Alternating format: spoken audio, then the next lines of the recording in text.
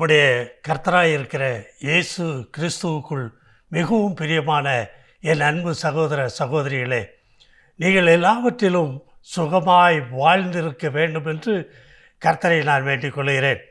இந்த நாளிலும் தேவனால் பிறந்தவன் பாவம் செய்யான் என்கிற தலைப்பில் கர்த்தரை எனக்கு கொடுத்திருக்கிற ஒரு காரியத்தை உங்கள் மத்தியில் வைத்து போக விரும்புகிறேன். கடந்த எபிசோடுகளில் 3 காரியங்களை பார்க்கலாம். நீங்கள் நாம் தேவனால் பிறந்தவர்கள் என்றும், தேவனால் பிறப்பதெல்லாம் உலகத்தை ஜெயிக்கும் என்றும், அவரில் பிறந்தவன் அநீதி செய்வதில்லை என்றும் பார்த்தோம். இந்த நாளிலே தேவனால் பிறந்தவன் எப்படி பாவம் செய்யான் என்று அதில் வேதத்தில் சொல்லப்பட்டு இருக்கிறதே, அதை குறித்து நாம் பார்க்க போகிறோம். 1 யோவான் 5:18 இவ்விதமாய் பார்க்கிறோம். தேவனால் பிறந்த எவனும் பாவம் செய்யான் என்று அறிந்திருக்கிறோம். தேவனால் பிறந்தவன் தன்னை காக்கிறான், பொல்லாங்கன் அவனை தொடான் என்று வாசிக்க கேட்கிறோமே. 1 யோவான் 3:9 தேவனால் பிறந்த எவனும் பாவம் செய்யான், ஏனெனில் அவருடைய வித்து அவனுக்குள் தரித்திருக்கிறது. அவன் தேவனால் பிறந்தபடியினால் பாவம் செய்ய மாட்டான்னு சொல்கிறாரு. 1 யோவான் 5:1 பார்த்தீங்கன்னா, இயேசுவானவரே கிறிஸ்து என்று விசுவாசிக்கிற எவனும், நல்லா கவனிங்கப்பா, இயேசுவானவரே கிறிஸ்து என்று விசுவாசிக்கிற எவனும் தேவனால் பிறந்திருக்கிறான். பிறப்பித்தவரிடத்தில் அன்பு கூறுகிற எவனும் அவரால் பிறப்பிக்கப்பட்டவனிடத்திலும் அன்பு கூறுகிறான். பிறப்பித்தவரிடத்தில், பிதாவிடத்தில் அவன் அன்பு கூற தொடங்குகிறான். அவரால் பிறப்பிக்கப்பட்ட மற்ற சகோதர சகோதரியிடத்திலும் இவன் அன்பு கூற தொடங்குகிறபடினாலே அன்பு சகல பாவங்களையும் மூடும்.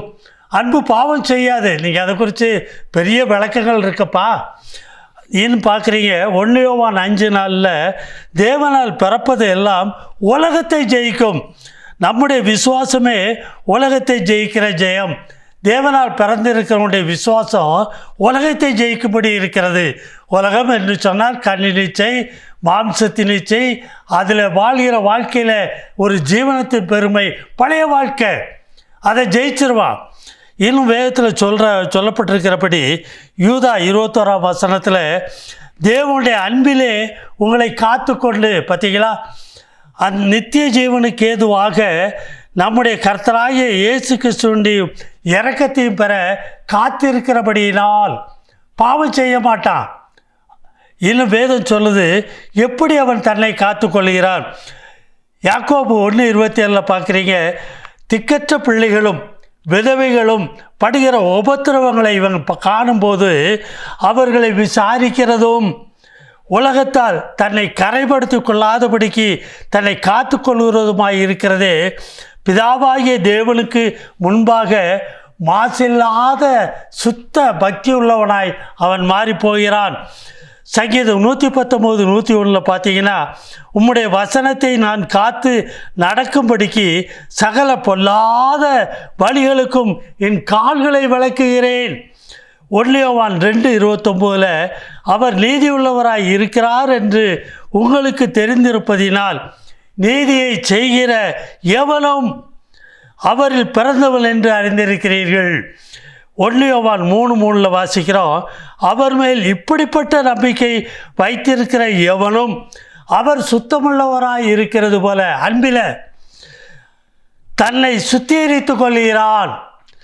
யூதா 24 பார்த்தீங்கன்னா, வலுவாதபடி உங்களை காக்கவும் தமது மகிமையுள்ள சன்னிதானத்தில் மிகுந்த மகிழ்ச்சியோடு உங்களை மாசற்றவருமாய் நிறுத்தவும் வல்லமையுள்ளவருமாய் இருக்கிற அவர் உங்களோடு கூட இருக்கிறார் என்பதை அவன் அறிந்திருப்பான்.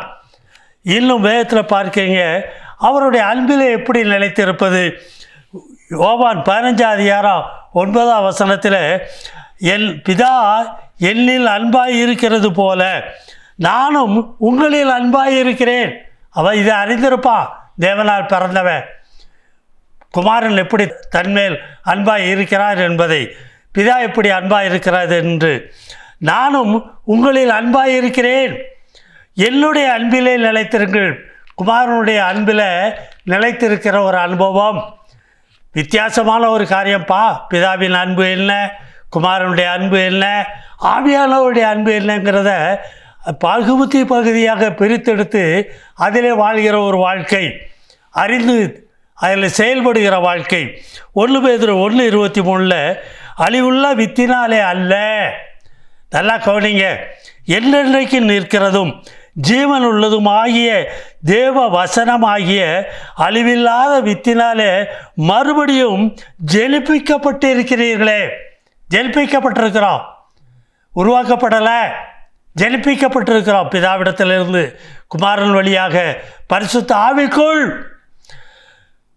வெளிப்படுத்தல் 3:8 வாசிக்கிறீங்க, உன் கிரியைகளை அறிந்திருக்கிறேன், உனக்கு கொஞ்சம் பலன் இருந்தும் நீ என் நாமத்தை மறுதலியாமல் என் வசனத்தை கை கொண்டபடியினாலே இதோ திறந்த வாசலை உனக்கு முன்பாக வைத்திருக்கிறேன், அதை ஒருவனும் போட்ட மாட்டான்.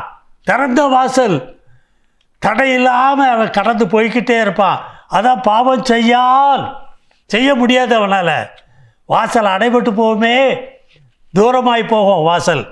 சரி, சங்கீதம் 17:4 மனுஷரின் செய்கைகளை குறித்து நான் உம்முடைய உதடுகளின் வாக்கினாலே, உம்முடைய வாயிலிருந்து பிறந்த வாக்கினாலே துஷ்டனுடைய பாதைகளுக்கு விளக்கமாய் என்னை காத்து கொள்கிறேன். இதான் 1 சங்கீதம் 1 வசனம். தொன்மார்க்குடைய ஆலோசனை, பாவிகளுடைய வழி, பரியாசக்காரர் உட்கார இடத்துல எல்லாம் நான் உட்கார்றதில்லை. உம்முடைய வேத வசன வார்த்தைகளை அனுதினமும் இரவும் பகலும் தியானிக்கிற மனுஷனாக இருப்பேன். ஆகவே அவருடைய அன்பு எனக்குள்ளே நிலைத்திருக்கும். சரி, இன்னும் அடுத்த சொல்கிறாரு, பொல்லாங்கல் அவனை தொடான். பார்த்தீங்களா, இப்படி வாழ்கிற வாழ்க்கையில் ஒரு மனுஷன் உள்ளே வந்துட்டான்னா பொல்லாங்கல் அவனை தொடக்கூட மாட்டான், தொட்டு பார்க்க முடியாது. வேதம் எப்படி சொல்லுதுன்னு பாருங்கள். சங்கீதம் 18:23 அவர் முன்பாக நான் உத்தமனாயிருந்து, பார்த்தீங்களா, என் துர்க்குணத்துக்கு என்னை விலக்கி காத்து கொண்டேன். துர்க்குணத்தில் பிறந்தேன், ஆனால் இப்போ அதுக்கெல்லாம் விலக்கி என்னை காத்து கொண்டேன் உத்தமனாக இருக்கிறபடினால. சங்கீதம் 39:1 என் நாவினால் பாவம் செய்யாதபடிக்கு, கை காலுக்கு மற்ற இதனால் பாவம் செய்கிற கிரி எனக்குள்ளே இராதபடிக்கு, இப்போ என் நாவினாலேயும் கூட பாவம் செய்யாதபடிக்கு நான் என் வழிகளை காத்து துன்மார்க்கன் எனக்கு முன்பாக இருக்க மட்டும் என் வாயை கடிவாளத்தினால் அடக்கி வைப்பேன். என் வாயை நல்லா கவனிங்க. 4:23 எல்லா காவலோடும் என் இருதயத்தை நான் காத்து கொண்டபடியினால் அதில் நின்று ஜீவ நீரூற்றி கிளம்பிடுச்சு. யோவான் 1:13 அவர்கள் இரத்தத்தினாலாவது மாம்ச சித்தத்தினாலாவது புருஷனுடைய சித்தத்தினாலாவது பிறவாமல் தேவனாலே பிறந்திருக்கிறபடியினால் மாம்ச இச்சை மேற்கொள்ளாது. பாருங்க, யோவான் 3:3 ஒருவன் மறுபடியும் பிறவாவிட்டால் தேவனுடைய ராஜ்யத்தை காண மாட்டான் என்று சொல்லப்பட்டிருக்கிறபடி தேவனுடைய ராஜ்யத்தை அவன் தனக்குள்ளே கண்டிருப்பான்.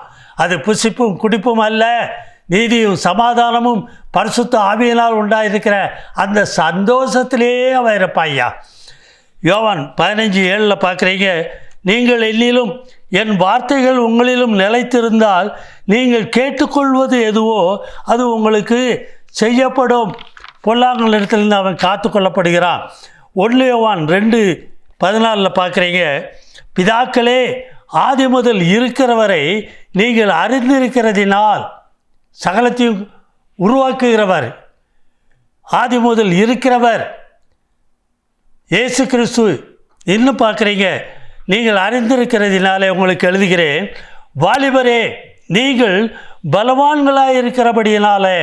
பலவான்களாக இருக்கிறாங்க, வேத வசன வார்த்தைகளில் உள்ளே பலப்பட்டு இருக்கிறாங்க. தேவ வசனம் உங்களில் நிலைத்திருக்கிறதினாலும் நீங்கள் பொல்லாங்கலை ஜெயித்ததினாலும் உங்களுக்கு எழுதியிருக்கிறேன்னு சொல்கிறாரு. 1 யோவான் 4:6 பார்க்குறீங்க, நாங்கள் தேவனால் உண்டானவர்கள். பார்த்தீங்களா, அப்போஸ்தலர் சொல்கிற ஒரு காரியம், யோவான் சொல்லுகிற ஒரு காரியம், நாங்கள் தேவனால் உண்டானவர்கள், தேவனை அறிந்தவன் எங்களுக்கு செவி கொடுக்கிறான். சொல்லப்பட்ட வசன வார்த்தைகளெல்லாம் கடினமாக தெரியலாம், ஆனால் செவி கொடுங்க. செவி கொடுத்தா நீங்கள் தேவனால் பிறந்தவர்களாக இருப்பீர்களே. ஆனால் பாவம் செய்யான் என்கிற அந்த காரியத்தை உங்களுக்குள்ளே நிறைவேற்றிக் கொள்வீர்கள். பரிசுத்தவான்களாக இருப்பீங்க. பரிசுத்தவான்களுடைய சுதந்திரத்தில் பங்கடைவீர்கள். இயேசு கிறிஸ்துவோடு கூட சுதந்திரத்தில் பங்கடைவீர்கள். பிதாவினிடத்தில் எல்லா சுதந்திரமும் உங்களுக்கு உண்டாயிருக்கும் பரிசுத்தவான்களாக இருக்கிறபடியினால.